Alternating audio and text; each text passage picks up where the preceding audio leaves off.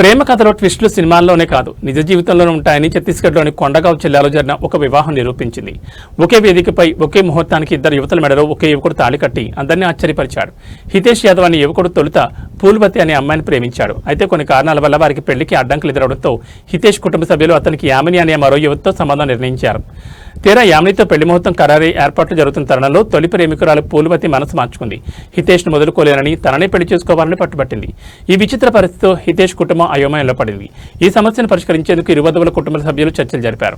ఆశ్చర్యకరంగా హితేష్ ఇద్దరు యువతులను పెళ్లి చేసుకోవడానికి అటు యామిని ఇటు పూల్వతి కుటుంబాలు అంగీకరించాయి. దీంతో ఒకే ముహూర్తానికి ఒకే వేదికపై హితేష్ యాదవ్ ఇద్దరు యువతుల మెడలో తాళి కట్టాడు.